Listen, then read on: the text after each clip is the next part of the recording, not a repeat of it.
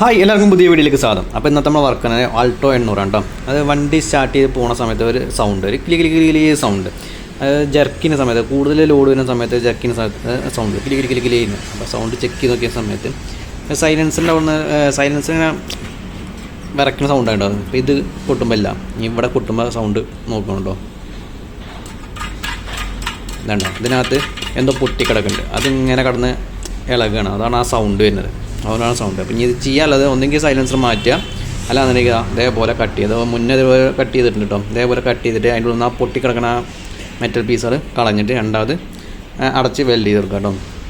ഇതാണ് ഉഡായിപ്പായിട്ട് ചെയ്യാനുള്ള വഴി. അല്ലാന്നുണ്ടെങ്കിൽ ഒരു സൈലൻസർ മാറ്റണം. അപ്പം ഇനി 2 ബോൾട്ട് വയ്ക്കണം, പിന്നെ ഇവിടുത്തെ ആങ്കർ ബുഷുണ്ട്, അത് അഴിച്ച് കഴിഞ്ഞാൽ സൈലൻസർ പുറത്തേക്ക് എടുക്കുക. എന്നിട്ട് അത് കട്ട് ചെയ്തിട്ട് അത് തട്ടിക്കളഞ്ഞിട്ട് അത് പിന്നെയും ക്ലോസ് ചെയ്തിട്ട് വെൽഡ് ചെയ്യണം. അപ്പോൾ നമ്മൾ അഴിക്കേണ്ടത് അപ്പോൾ ആ ഒരു ആങ്കർ ബുഷും മാറ്റിയിട്ടുണ്ട്, അത് അഴിച്ചിട്ടുണ്ട്. ഇനി ഉള്ളത് ഇവിടെ 3 കേട്ടോ, അത് അഴിച്ച് മാറ്റുക.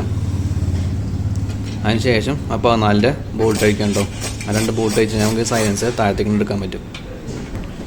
അപ്പോൾ ആ 2 14 ബോൾട്ട് അഴിച്ചെടുക്കട്ടെ.